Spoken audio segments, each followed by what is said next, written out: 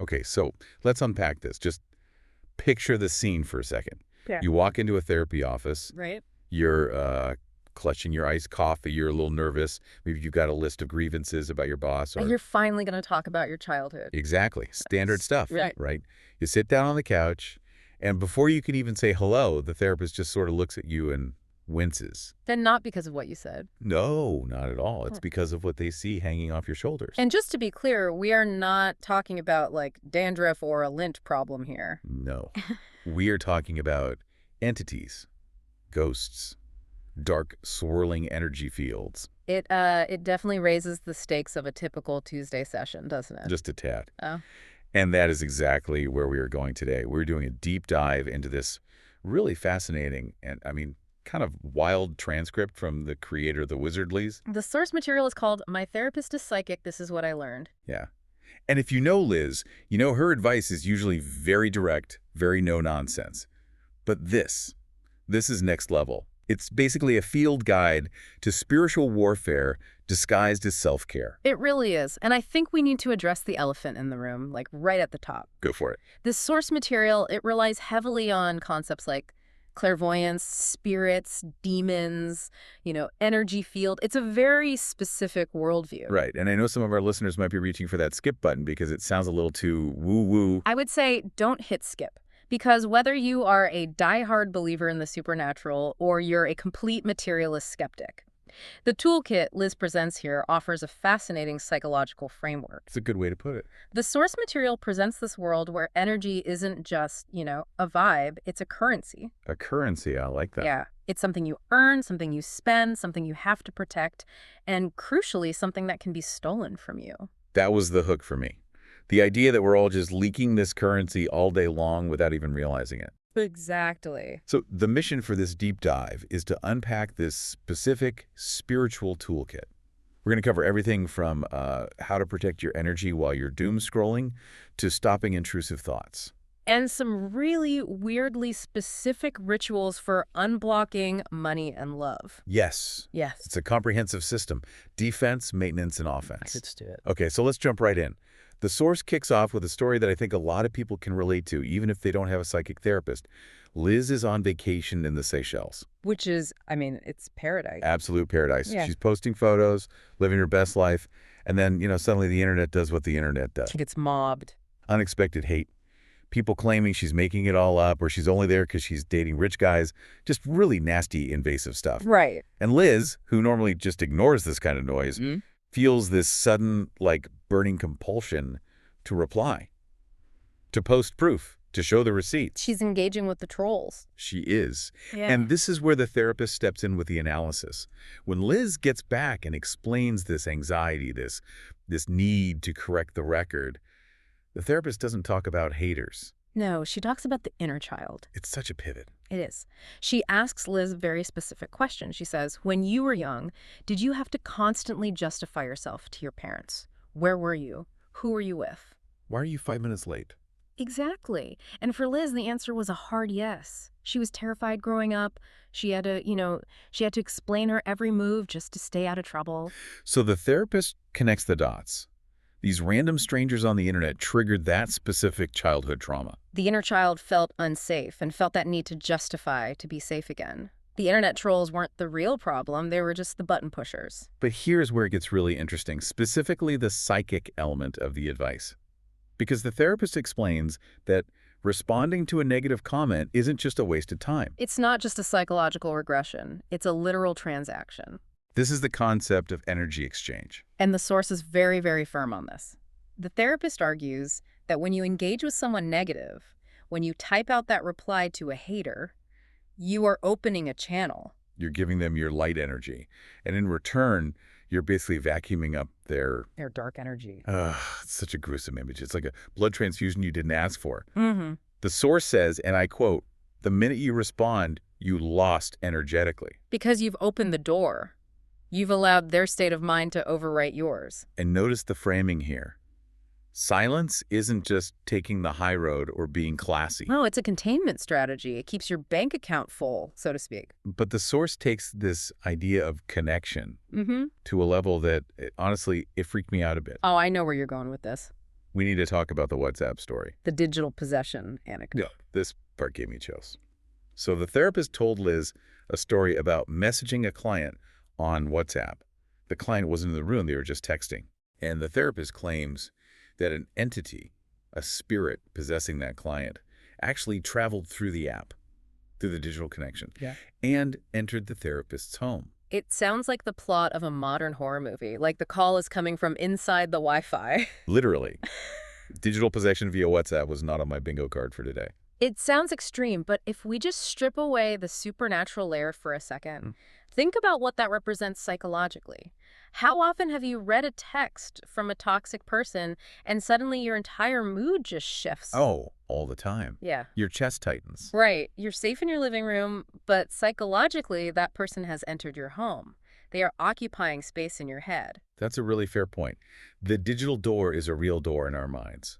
And that's why the source brings up celebrities. You know, we usually think famous people don't read comments because they're too busy or whatever. Oh, they have PR teams. But this therapist argues it's actually a survival mechanism. They do it to keep their energy sacred. If they open that door to millions of people's energy, they'd be depleted instantly. They'd be empty shells. Yeah. So the takeaway there is silence is protection. But let's talk about when you can't just stay offline. What about when you have to, walk out the door? This is where the source brings up the empath. The sponge problem. Yes. The idea that some people are just naturally open, and when they walk into a mall or something, they feel drained because they're accidentally absorbing everyone else's emotions. And the therapist gives a very specific visualization for this. She calls it a protection shield, or the light tornado. Which sounds cool, honestly. Walk us through how you do a light tornado. It's actually pretty simple. Before you walk into a crowded space, you just pause. You imagine a bright light that's generated from within your own body. Not from the sky? No, it's from you, from your chest or your solar plexus, like you're a generator. I like that. And then you visualize that light spinning around you faster and faster, like a vortex or a tornado surrounding your body. So nothing gets in and nothing leaks out. It's not about asking for protection. It's about generating it yourself. Exactly. But she also has a technique for posting online, right? Yeah. Since we've now established that Instagram is basically a haunted house. She does. It's the 3-second rule. Before you hit post on a picture, you visualize lights surrounding that image for 3 seconds. To ward off the evil eye. Right. Or just bad energy before it even goes live. You know, I like this just for the mindfulness aspect. Taking a 3-second pause before posting anything could probably prevent a lot of regrets. Precisely. It forces you to be intentional rather than impulsive. Okay, but let's say you failed. You didn't do the tornado, you didn't light shield your selfie, and now you feel drained, heavy, just gross energy. There's a recharge for that. Yes, the one that involves a tree. I honestly might try this. The tree recharge. Now, this is a variation on grounding or earthing, which has some science behind it, but here the source treats it as, purely energetic plumbing. The specifics are pretty funny, though. She says you stand with your back against a tree for 10 minutes. 10 minutes. That is a very long time to loiter in a park with your back against an oak tree. It requires commitment, but the visualization is the key. You have to visualize all the negativity, the anxiety flowing out of your spine and into the tree's roots. I have to ask, is the tree okay with this? I feel bad for the tree. The source actually addresses that. The claim is that trees are natural recyclers. They can take energetic waste and transmute it into the earth. They're built for it. So you aren't hurting the tree. Good to know. Okay, so you ground with the tree, then you go home, and there's one more ritual, the aura cleanse. And this is non-negotiable for the therapist. You have to shower before bed. I know some morning shower people who are going to be very upset by this rule. They might need to switch it up if they're following this toolkit. The logic is that you've been exchanging energy all day. If you go to sleep with that on you, it just sits there. It seeps into your subconscious. So the ritual is to shower and visualize the water washing away, like blackness or dark slime, and you use a mantra. This water is cleansing me completely from any negativity attached to me. It's cognitive reframing. You're physically washing your body, but you're mentally washing your psyche. You're signaling a break between the world and your rest. Okay, I want to shift gears a little. We've talked about external energy trolls, crowds, but the source goes into something darker, which is what happens when the threat is inside your own head. Right. This is where we get into intrusive thoughts and what the source calls spiritual attacks. And this is Probably the most controversial part of the material. For sure. The therapist introduces the idea that not all of your thoughts actually belong to you. Which is a terrifying concept. It is. She suggests that some negative, repetitive, or violent thoughts are actually implants from external entities or, well, demons trying to overpower you. And Liz shares a really vulnerable story here about her own depression. She was in a really low state, and she woke up and suddenly had these hateful thoughts about everyone on Instagram. Like she's ugly, he's stupid. And Liz is thinking, this isn't me. I don't think like this. And it escalated from there. The source describes a moment where a voice or an impulse commanded her to jump out the window. It was a sudden command. And how she handled it is so fascinating because it was so physical. She didn't journal about it. She ran to the shower. The cold shower remedy. She jumped in, turned the water to freezing cold. Now, physiologically, that's a real thing, the mammalian dive reflex. Right, it shocks your system. It slows your heart rate, forces your body to focus on survival, and it snaps you out of a panic loop. But from the spiritual perspective of the source, she was shocking the entity off of her, breaking its hold. The big takeaway she offers is just to question your own mind. To actually ask, is this me? And that's a valuable tool for anyone, really. We tend to identify with every thought that passes through our heads, but if we can detach and say, wait, that's a weird thought, that doesn't align with my values, we gain control. The source frames it as, don't let the entity win, but practically it's about mindfulness. And separation from impulse. Okay, so let's move to the lighter side. We've protected ourselves, we've washed off the demons, we've hugged a tree. Now we want the good stuff. Money, love, abundance. And the therapist has some very specific views on why people block themselves from getting what they want. Yeah, there's this story about a client, a businesswoman who was struggling financially. The therapist found out that whenever this woman went on a date, she wouldn't let the man pay. Or if he did pay, she would immediately Venmo him the money back. Right. She felt she had to prove she was independent. She didn't want to owe anyone anything. And the consequences were wild. The source says that after she paid the guy back, her business would suddenly get a fine or she'd get a random parking ticket. She was losing the money anyway. Exactly. The theory is that it's all one flow. If you block the inflow from one source because of guilt or pride, saying, no, I have to pay my own way, you're signaling to the universe that you are not open to receiving. You're squeezing the hose shut for everything else. And to get abundance, you have to practice receiving small kindnesses without that guilt. That's a hard one for a lot of people. We're taught that independence means never accepting help. Right. But the source argues you can be independent and still say thank you when the universe offers you a free lunch. Then there's this concept of soul contracts. This is the why behind what we want. This touches on destiny. The therapist believes our desires are not random. If you have a burning desire to be an artist or to start a business, it's not just a whim. It's because it was written in a contract you signed before you were born. So you're not crazy for wanting it. You're just remembering the plan. Precisely. And this leads to a really interesting reframe of jealousy. We usually think of jealousy as this toxic emotion, something to be ashamed of. The green-eyed monster, right? But the psychic therapist says jealousy is a compass. It's a directional tool. If you look at someone and feel that pang of jealousy, it's just your soul pointing at that thing and saying, that right there is on your contract. That is what you're supposed to have. Yeah. It's so freeing. Instead of feeling bad about it, you just use it as data. Oh, I'm jealous of her vacation. Okay, I need to plan a trip. I'm jealous of her book deal. I need to write. It turns a negative emotion into a roadmap. It's very pragmatic in a spiritual way. But then we hit the both-and problem. Liz mentions telling her therapist, I feel like I can either have success and money, or I can have love, but I can't have both.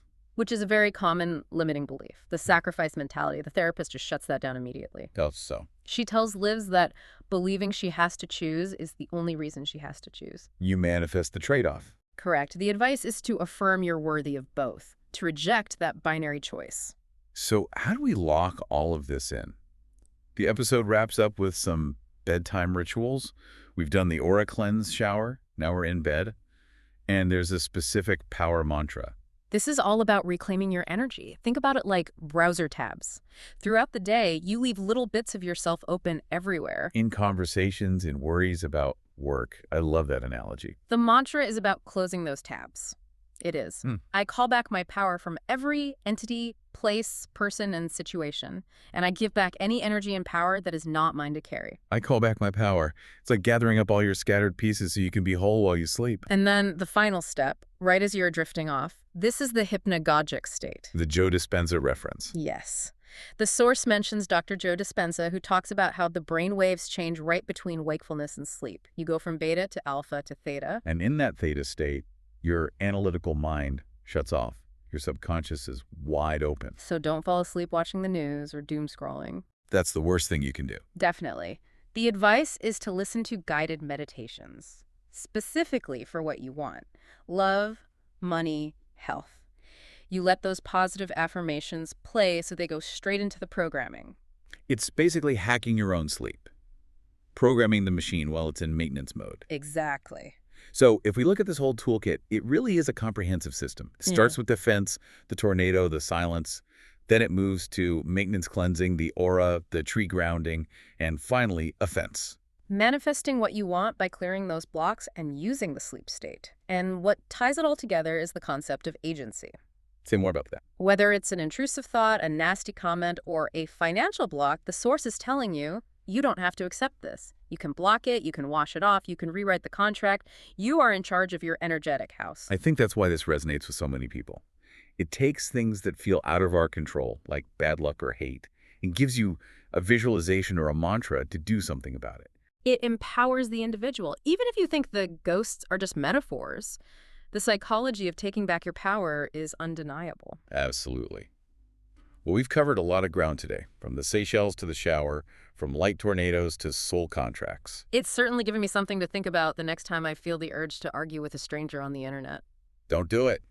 Save your light. I will try to remember that.